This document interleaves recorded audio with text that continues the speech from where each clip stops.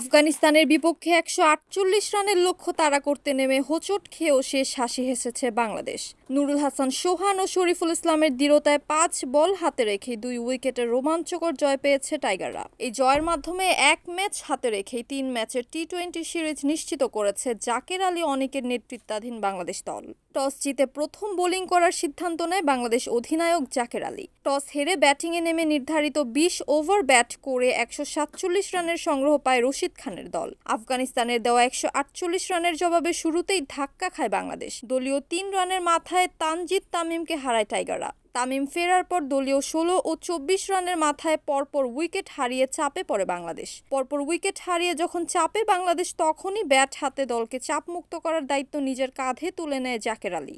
শামীম পাটোয়ারীকে সাথে নিয়ে ৫৬ রানের জুটি বাঁধে জাকের ফিরলে আবার শঙ্কা জাগে পরাজয়ের। শামীম, নাসুম সাইফুদ্দিন ও রিশাদ যখন সাজঘরের পথ ধরে, ঠিক তখন বাংলাদেশ স্কোর ৮ উইকেট হারিয়ে ১২৯ রান।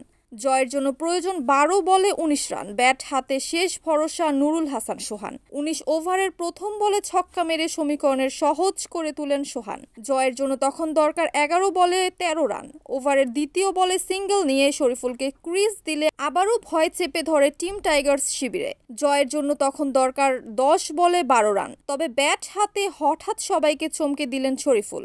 ২১ বলে ৩১ রান করেন নুরুল হাসান সোহান এবং ৬ বলে ১১ রান সংগ্রহ করেন শরীফুল ইসলাম। শেষ দিকে শরীফুল ও নুরুল হাসান সোহানের দারুণ ব্যাটিংয়ে ৫ বল ও ২ উইকেট হাতে রেখেই সিরিজ জিতে নেয় জাকের আলীর দল।